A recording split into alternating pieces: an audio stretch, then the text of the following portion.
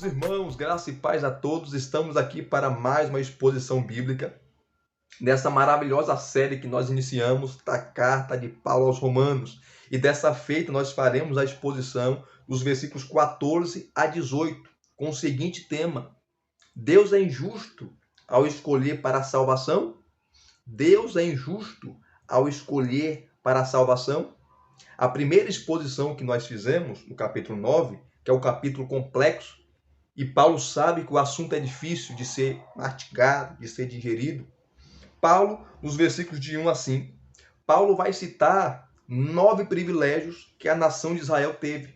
Deles são os patriarcas, são a glória, a lei, o Messias. Israel foi a nação mais privilegiada de todos os tempos.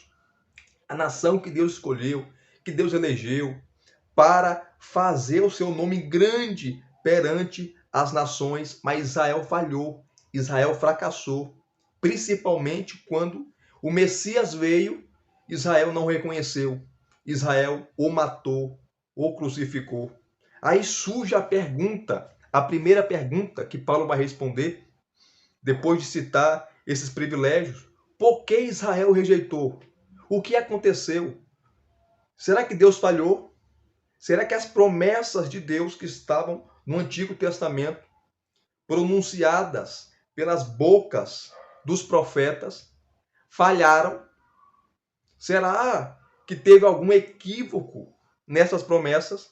Paulo vai responder que não. Nos versículos 6 a 13, Paulo responde a primeira pergunta: a promessa de Deus não falhou. E por que não falhou? Porque a promessa não dizia respeito a toda a nação de Israel, a cada judeu indistintamente. Paulo fala no versículo 6, e não pensemos que a palavra de Deus falhou, porque nem todos os de Israel, o Israel étnico, são de fato israelitas. Israelitas aqui é a posição espiritual, uma posição espiritual. Paulo já tinha falado lá no capítulo 2, dos versículos 25 a 29, que a verdadeira circuncisão não era mais física, não era mais no órgão sexual do camarada, né? Que ao 8º dia a criança era circuncidada do sexo masculino. Então, a circuncisão agora não era mais física, era espiritual, era interna, era no coração. E o verdadeiro judeu era aquele que era interiormente, não exteriormente. Paulo já tinha falado desse assunto. E aqui em Romanos 9 ele amplia. Então ele fala que a promessa não falhou, mas a promessa se cumpre no Israel espiritual. Então quando você vê no Antigo Testamento Davi, Josias, Uzias, Ezequias, Josafá, Gideão, Débora, Samuel e entre outros, né, os heróis da fé, que lá em Hebreus 11 tem aquela lista maravilhosa, foram neles que a promessa se cumpriu. Não foi em toda a nação, não foi para todos, foi naqueles que Deus escolheu. E no versículo 7, Paulo deixa isso bem claro. Nem por serem descendentes físicos de Abraão, são todos filhos. Pelo contrário, por meio de Isaac será chamada a sua descendência.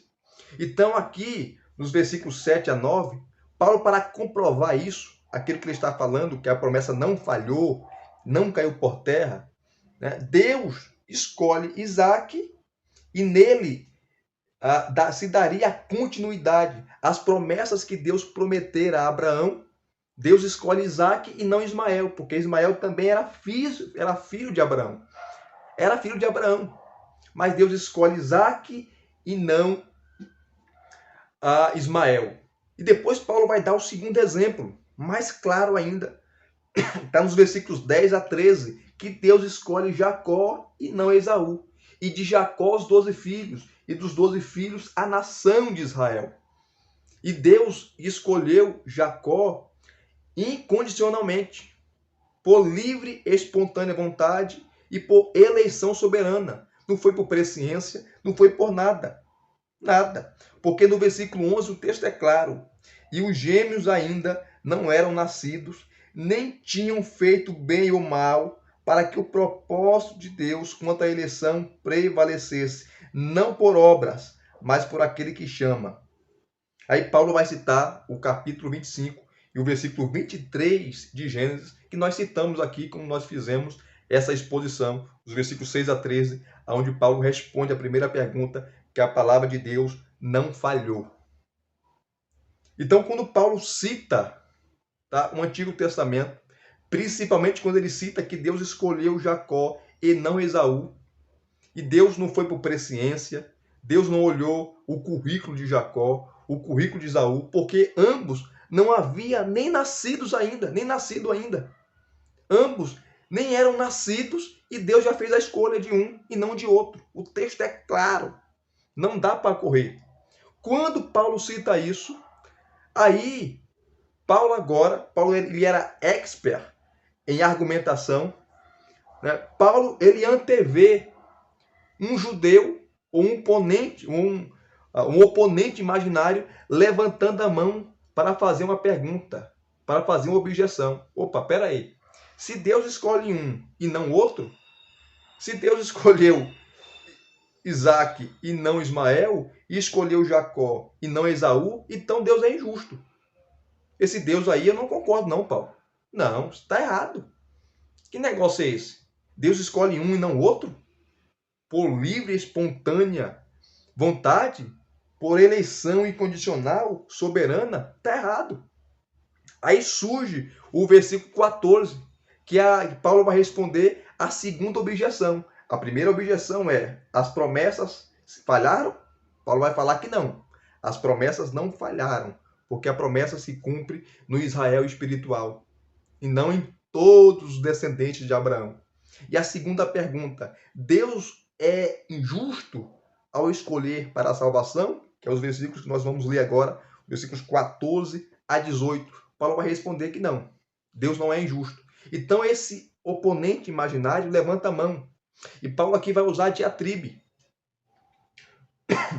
Né? Um oponente imaginário se levanta, começa a fazer objeções, e Paulo sabe que o assunto que ele está falando é difícil de ser digerido. O assunto que ele está abordando aqui, a eleição, é um assunto perturbador para muita gente.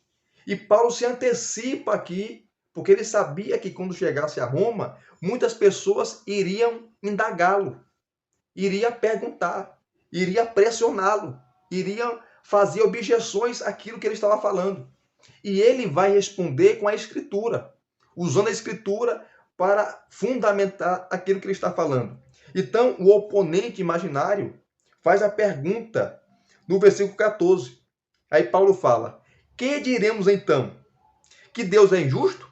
Se Deus escolheu Jacó e não Esaú, e Deus escolheu Isaac e não Ismael, Deus é injusto? Deus é injusto? Paulo, Deus é injusto? Paulo vai responder: de modo nenhum. Não, Deus não é injusto. Aí no versículo 15, Paulo vai citar Êxodo, capítulo 33, versículo 19. Olha só: pois ele diz a Moisés: terei misericórdia de quem eu tiver misericórdia, e terei compaixão de quem eu tiver compaixão. Deus tem o direito de ter compaixão de quem ele quiser e de ter misericórdia de quem ele quiser, e de usar de justiça também, ou punir quem ele quiser. E a passagem que Paulo cita aqui, em Êxodo capítulo 33, versículo 19, que diz assim, ó: o Senhor respondeu: farei passar toda a minha bondade diante de você, e lhe proclamarei o nome do Senhor, terei misericórdia de quem eu tiver misericórdia, e me compadecerei de quem eu me compadecer. É esse texto que Paulo está citando. E qual é o contexto dessa passagem? Vamos entender aqui rapidamente o contexto.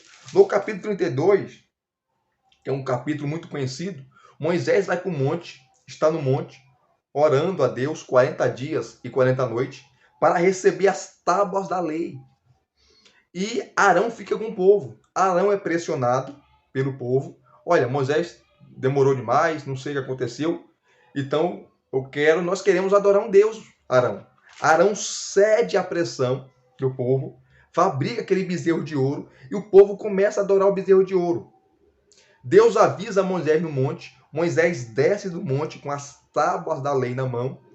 Moisés vê aquela barbárie, o povo dançando, o povo se prostituindo ali, em volta daquele bezerro de ouro. Moisés fica tão indignado que quebra, joga no chão as tábuas da lei, tá? Manda matar os idólatras. Vocês conhecem o texto. Estou aqui reduzindo, né? Estou aqui só parafraseando ou dando uma pincelada. Tá? Moisés manda Josué matar os idólatras. Você pode verificar isso nos versículos 25 a 29 do capítulo 32. Mas nos versículos 11 a 24 e os versículos 30 a 35 do capítulo 32, Moisés tem um coração pastoral e intercede pelo povo, que Deus queria matar o povo. Deus falou: Moisés, eu vou matar todo mundo. Esse povo é ruim. É um povo de dura cerviz, um povo duro no coração. Vou matar todo mundo e de ti eu vou levantar uma nova nação, uma nova geração. Moisés fala: não, Senhor, não faça isso. O Senhor tirou o povo do Egito para matar aqui no deserto. Não faça isso. E Moisés intercede pelo povo. Nos versículos, aí entra no capítulo 33, os versículos de 1 a 6, Deus fala: Moisés, eu não vou com vocês. Eu vou enviar um anjo, tá? Um anjo vai com vocês, porque se eu for com esse povo aí, eu vou matar esse povo, tá? Eu já estou indignado com esse povo. A minha ira se acendeu contra esse povo. Aí Moisés bate o pé. Se você ver e ler o texto, os versículos 12 a 16, Moisés fala: não, se a tua presença não for conosco, não nos faça sair daqui. Não nos faça sair daqui. Nós não sairemos daqui, Senhor. O Senhor tem que ir conosco. Eu não quero um anjo. E Deus: tá bom, Moisés. Tá bom. Eu vou enviar. Eu não vou enviar mais um anjo, mas eu pessoalmente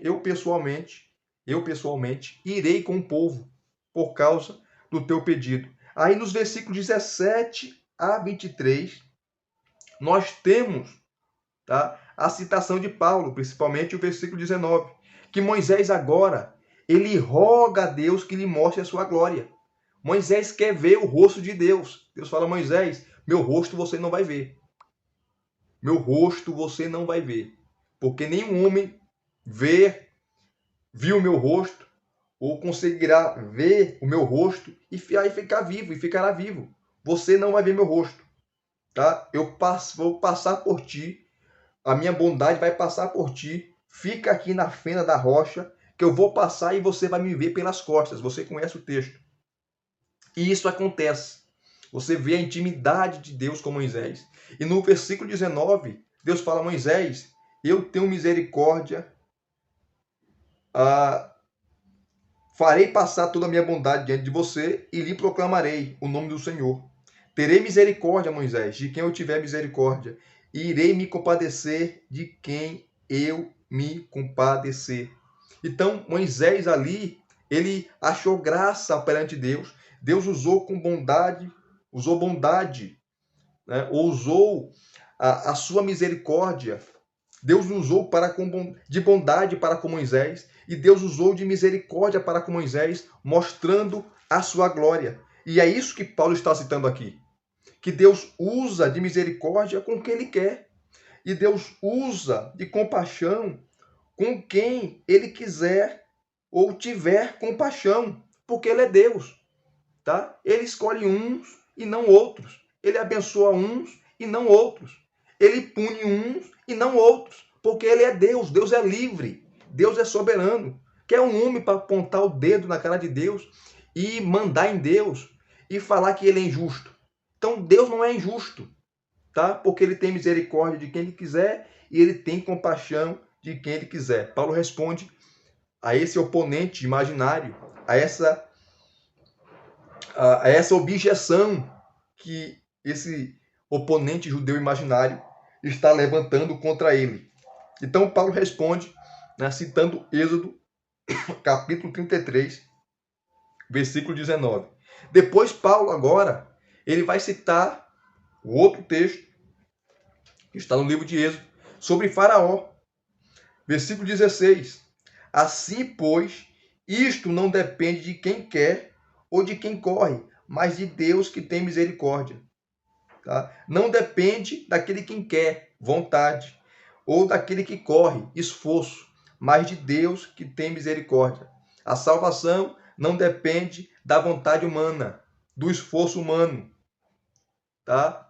Não depende, mas depende unicamente de Deus, porque é Deus que tem compaixão, é Deus que tem misericórdia, é Deus que usa de graça, de bondade, de favor para com os homens. Não depende de quem quer, vontade humana.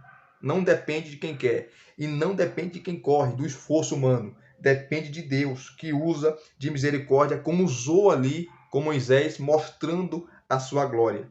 Aí o versículo 17. Porque a Escritura diz a Faraó: foi para isto mesmo que eu te levantei, para mostrar em você o meu poder e para que o meu nome seja anunciado em toda a terra.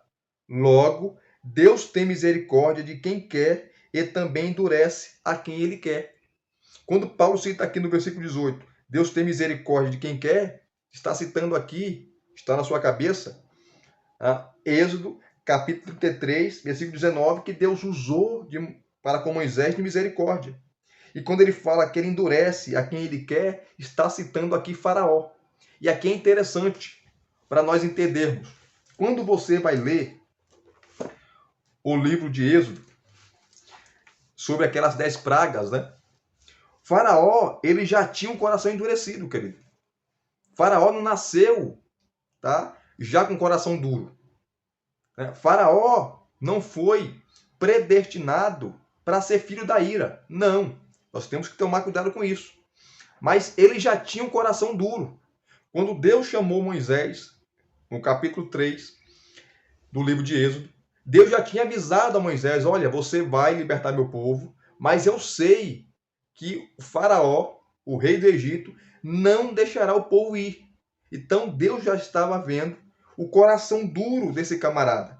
E em várias passagens, se você for ler em Êxodo capítulo 4, versículo 42 em diante, Êxodo capítulo 7, versículos 13 e 14, e o versículo 22 também, o capítulo 8, versículo 15, o versículo 19, o versículo 32, o capítulo 10, versículo 3, o versículo 16 também, capítulo 11, versículo 9, e outras passagens, fala que ele endureceu o seu coração.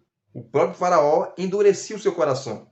Agora, em outras passagens, tá? Em outras passagens, como o Êxodo, capítulo 4, versículo 21, Êxodo, capítulo 7, versículo 3, Êxodo, capítulo 9, versículo 12, capítulo 10, versículo 1, versículo 20 do capítulo 10, versículo 27 do capítulo 10, versículo 10 do capítulo 11, versículo 4 do capítulo 14, versículo 8 também, e o versículo 7, 17 do capítulo 14, Deus endurece o coração de Faraó.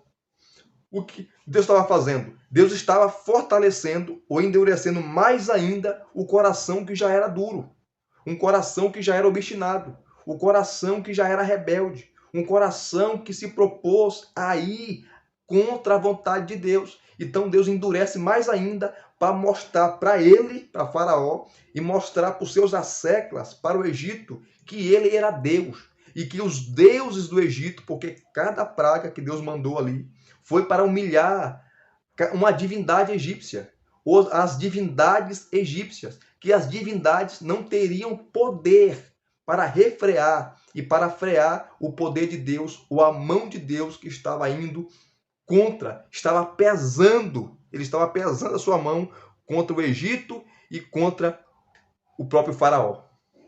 Então você vai ver várias passagens, mais de 7 passagens, falando que Faraó endureceu o seu próprio coração. Mas você vai ler também outras passagens falando que Deus endureceu um coração já endurecido. E Leon Morris, ele comenta com acerto, e ele diz assim: nem aqui, nem em nenhum outro lugar, se vê que Deus endurece alguém que já não tenha antes endurecido a si mesmo. Nem aqui, nem em nenhum outro lugar se vê que Deus endurece alguém que já não tenha antes endurecido a si mesmo. Tá? Então, Faraó, ele endureceu o seu próprio coração, tá? Recusou humilhar-se perante Deus, recusou se dobrar, reconhecer a grandeza e a soberania de Deus, e Deus o pune, endurecendo mais ainda o seu coração, que já era duro. Às vezes, você vai ver no texto de Êxodo, Faraó dava uma amolecida no coração, Deus ia lá e endurecia. O próprio Deus. E é o que Paulo está citando aqui, para corroborar, falando e respondendo a esse oponente imaginário, que Deus faz o que quer com as suas criaturas. Uns ele usa de misericórdia, que foi o caso de Moisés, que com humildade se prostrou, se humilhou. Quando se humilha, quando se prostra, quando reconhece que não é nada, quando reconhece o favor, a misericórdia e a graça divina, Deus usa de bondade. Mas quando a pessoa, o ser humano, age de maneira irremediável, de maneira arrogante, petulante, com empáfia, tá? Querendo peitar Deus, querendo bater de frente com Deus, Deus endurece o seu coração, assim como fez com Faraó, quebra a pessoa todinha e mostra o seu poder. Então, porque a Escritura diz a Faraó, foi para isso mesmo que te levantei, para mostrar em você o meu poder e para que meu nome seja anunciado em toda a terra, ou seja, glorificado em toda a terra.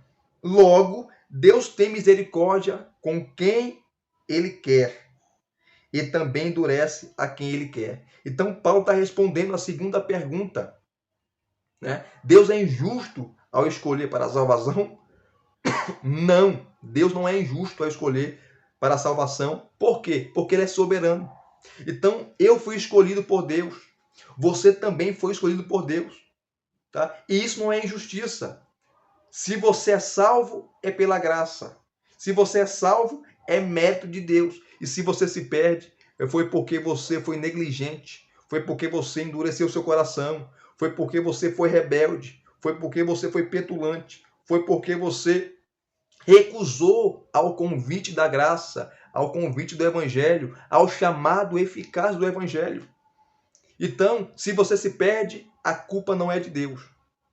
Se você se perde, a culpa não é de Deus. A culpa é sua. Tá? A culpa foi de Faraó, não foi de Deus. Porque Deus endureceu, né? Fortaleceu mais ainda, endureceu mais ainda um coração já endurecido.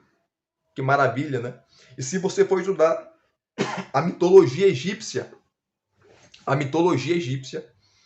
é interessante porque fala que o coração de Faraó ficou pesado.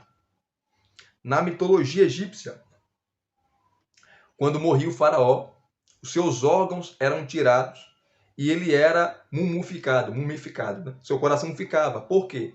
Se acreditava-se, segundo a mitologia egípcia, que quando ele chegasse no mundo dos mortos, o seu coração ele era pesado numa balança.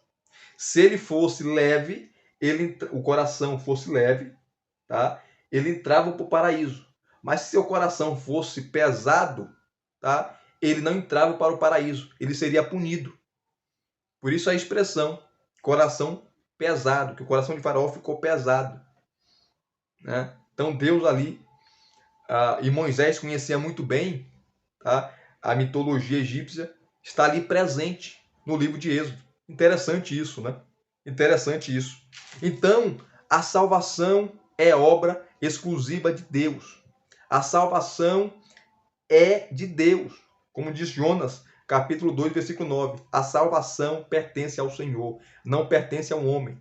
Deus, quando quer usar de misericórdia, ele usa de misericórdia. Deus, quando quer usar de bondade, graça, favor para com o homem, ele usa, assim como usou com Moisés, usou comigo, usou com você e com todos aqueles que se prostram e reconhecem a sua soberania, reconhece o seu poder, reconhece o seu governo sobre o mundo e sobre as nossas vidas. Então, Deus não é injusto.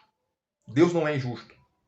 Mas quando o ser humano decide se rebelar contra Deus, decide endurecer o seu coração contra Deus, decide se rebelar contra a mensagem do Evangelho, contra a pessoa de Cristo, decide deliberadamente, tá, escolher o mau caminho, escolher ser inimigo de Deus, Deus demonstra, endurece ele e mostra o seu poder, porque ele tem misericórdia de quem ele quer e ele se compadece de quem ele quer, porque ele é Deus. Ponto. Então, essa ideia de um Deus garçom, de um Deus afeminado, de um Deus que fica retraído, um Deus que não governa, um Deus banana, um Deus pateta, não é o Deus da Escritura. Porque o Deus da Escritura é um Deus que faz, é um Deus que salva pessoas, é o Deus que condena pessoas, é o Deus que usa de misericórdia com uns e não usa com outros. É um Deus que demonstra o seu poder, que demonstra a sua ira, que demonstra a sua justiça com quem ele quiser, porque ele é soberano. Então, Deus escolhe, não é baseado na presciência, não é baseado nos méritos humanos, não é baseado nas obras humanas. Ele escolhe de uma maneira incondicional, ele escolhe por graça, ele escolhe por livre vontade e por sua eleição soberana, porque ele é rei, ele governa. Logo, ele não é injusto ao escolher para a salvação. Porque, mais uma vez aqui eu reitero, ele escolhe quem ele quer, ele capacita quem ele quer, ele salva quem ele quer, ele se compadece de quem ele quer, tá? E usa, endurece, e mata, e quebra, e arrebenta, e pesa a mão sobre aqueles que endurecem o seu próprio coração, aqueles que são negligentes, aqueles que decidem se rebelar contra ele. Porque aqueles que se rebelam contra Deus, aqueles que querem bater de frente com Deus, só se arrebenta. E é isso que Paulo está respondendo aqui, essa objeção, que Deus não é injusto quando escolheu Jacó e não Esaú, e quando escolheu Isaac e não escolheu Ismael, porque ele escolhe quem quer, porque a eleição é soberana. Então, Paulo responde aqui a segunda pergunta. E na próxima exposição, Paulo vai responder a terceira objeção, ou a terceira pergunta desse interlocutor imaginário, né? Desse interlocutor imaginário, que a terceira pergunta é: por que Deus ainda nos culpa? Se ele escolhe um e não outros, se ele endurece um e tem misericórdia de outros, Deus vai culpar nós de quê? De coração duro? Se é ele que faz isso? Se é ele que age de maneira soberana? Mas nós vamos trabalhar essa terceira pergunta, que está nos versículos 19 a 29, na outra exposição, tá certo? Muito obrigado pelo seu carinho, muito obrigado pela sua disponibilidade. Continue acompanhando essa série de exposições, que eu tenho certeza que você está sendo edificado. Mais uma vez, Deus abençoe a sua casa, a sua vida. Compartilhe esse vídeo, deixe o seu like, o seu joinha aí, se inscreva no canal se você não é inscrito e acione o sininho para receber todas as notificações. Graça e paz mais uma vez. Até as próximas exposições.